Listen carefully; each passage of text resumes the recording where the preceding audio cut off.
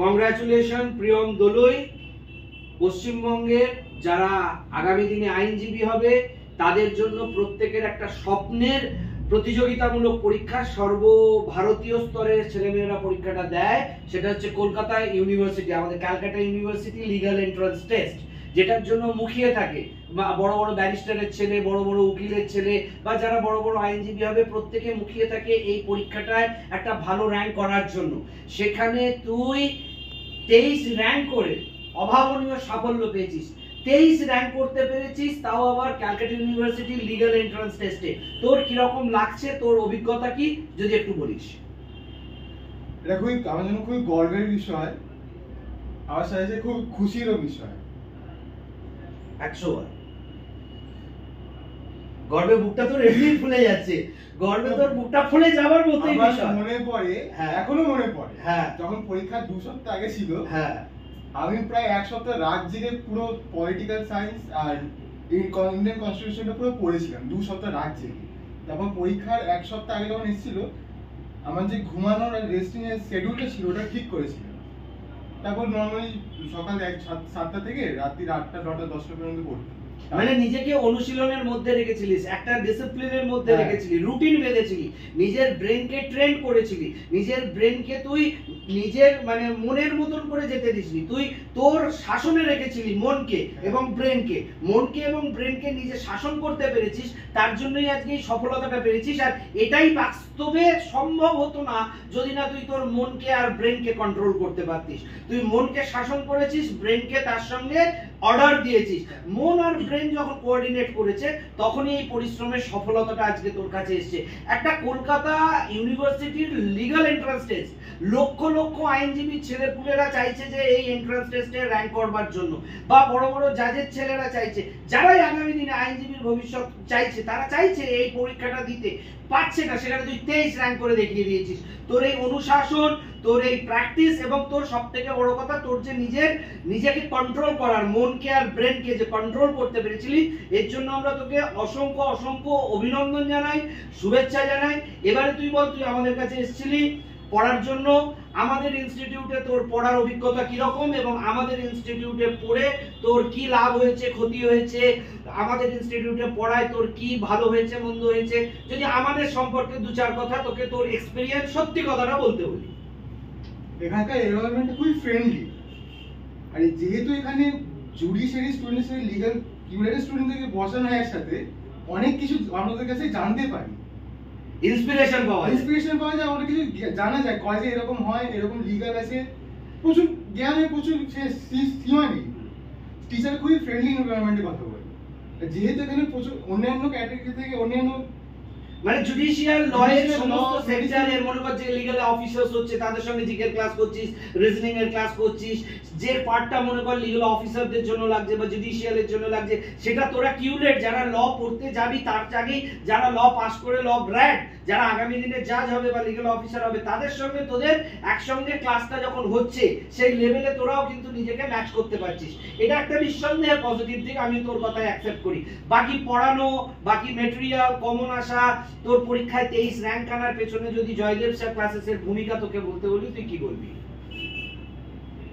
ভাবা শেখানো, ভাবতে শেখো, অ্যানালাইসিস করা, অ্যানালিটিক্স কি হতে পারে, ইনোভেটিভ আইডিয়াস এন্ড অ্যানালিটিক্স। খুব প্রিসাইজ উত্তর দিচ্ছিস, মানে একদম অভাবনীয়। তোর ম্যাচুরিটি থেকে আমি I am little bit impressed, কারণ তুই এক কথায় উত্তর দিচ্ছিস, যেটা আমি অনেক কথায় তোর থেকে জানতে চাইছি সেটা কিন্তু তুই দিচ্ছিস না, তুই এক কথায় বলছিস, কিন্তু সেই উত্তরটা এত এফেক্টিভ হচ্ছে যে পুরোটা বোঝা যাচ্ছে যে তোর ভাবনা চিন্তার উপর আমরা প্রভাব বিস্তার করছি, এবং তোর চিন্তা করার শৈলী, তোকে চিন্তা করতে শেখানো, অ্যানালিসিস করতে শেখানো।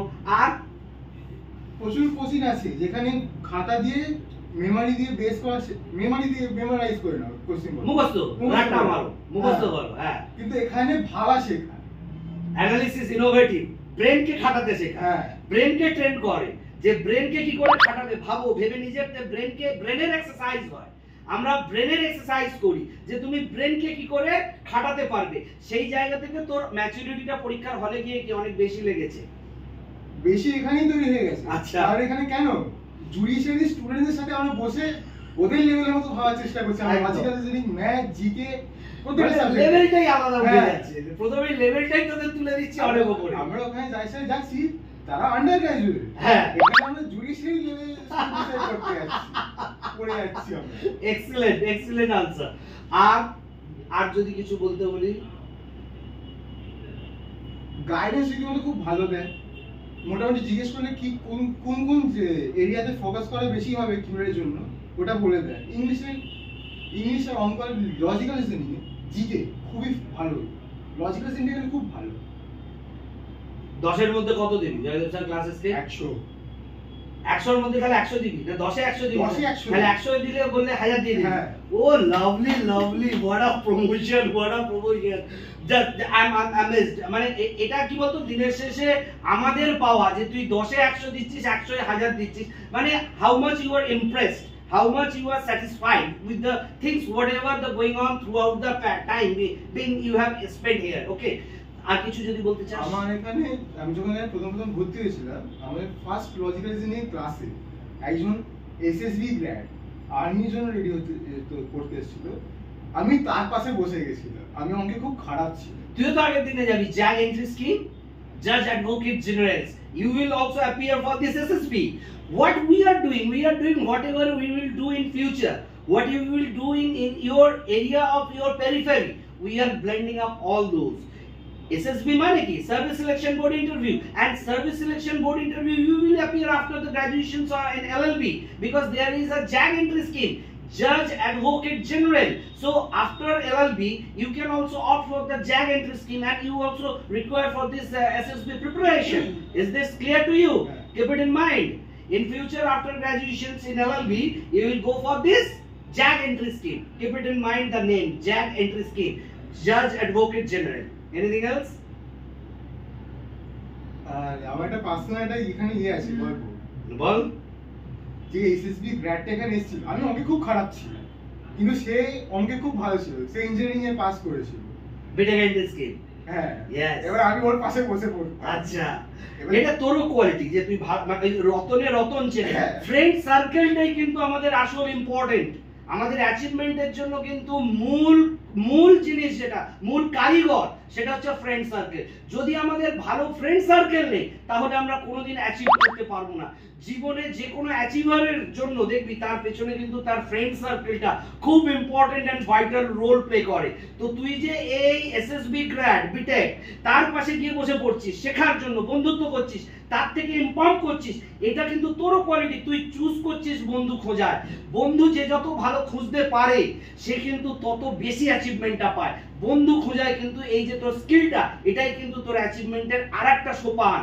কেন বলতো, তুই ভালো ভালো বন্ধু খুঁজতে শিখে গেছিস, যার জন্য তুই ভালো বন্ধুর পাশে গিয়ে বসেছিস, এবার বসে তার থেকে অঙ্কটা শিখেছিস। তারপর সে আমার কাছে শিখতো, আমার সব অ্যানালিটিক্যাল স্কিল গুলো শিখতো। বাহ, ওকে আমি শেখাতাম। That is the friendship, that is the friendship in level. আর তারপর আমাদের একটা খুব বাজে বদ অভ্যাস আছে। আচ্ছা, কি সেটা? সেটা হচ্ছে বাড়ি যাই আর কোচিং এ আসি। আমি বেসিক কারিকুলার অ্যাক্টিভিটিস অত করি না। না, নো স্পোর্টস, আর স্পোর্টস অত ভালো লাগে না। আচ্ছা, খেলবি কোথায়? মাঠ কোথায়? আমি খেলি না তো। মাঠই নেই আর আজকালকার দিনে তুই খেলবি আমি কোথায়? খেলি তোর না। দোষ নয়, বাদ দেখ, মাঠ থাকলে তুই আর খেলবিস, তারপর বল। বন্ধুরা কোনদিন দেখা গেল সিনেমায় ডাকতো, আমি সিনেমায় যেতাম। Wow, excellent. আর সিনেমা একদম ভালো লাগে। আর মানে তুই এটা থেকে কি মানে মানে এবার ওই যে টাইমটা আমার বাঁচতো, হুম।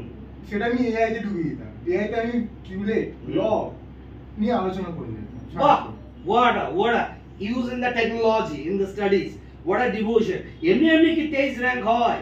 23 র‍্যাঙ্ক করার জন্য সেই এফোর্টসটা দিতে হয়। ম্যাডাম, আপনি রত্নগর্ভা, এরকম একটা ছেলে 23 র‍্যাঙ্ক করা, তার মা, আপনার অভিজ্ঞতা কিরকম, আপনার এক্সপেরিয়েন্স কিরকম, আপনার ছেলের সম্পর্কে এবং আমাদের সম্পর্কেও একটু বলবেন। হ্যাঁ, ওটাই, ছেলের সম্পর্কে তো অভিজ্ঞতা ছোট থেকে ভালো। ভালো, হ্যাঁ। সাধারণ থেকেই ভালো হয়েছে। হ্যাঁ। ছোট থেকে খুব একটা বিরাট ভালো কিছু না, নর্মাল, সবাই ভালো, ঘষে মেজে হয়। সবচেয়ে মানে কোচিং সম্বন্ধে যেটা বলার, প্রথমেই তো একটা গ্রেড 2 এর ব্যাপার থাকে। আমরা নর্মাল মিডল ক্লাস, ওটা একটা বিরাট সমস্যা। আমি যে আর অন্য জায়গায় খোঁজ করিনি বা অন্য জায়গায় যাইনি, এটা কোনো ইনস্টিটিউটের নাম বলবো না, তাদের যা চাহিদা টাকা পয়সা, তাতে আমাদের মতন সাধারণ ঘর কোনো কোচিংয়ে ভর্তি করতে পারে 80, 1,85,000, 80,000।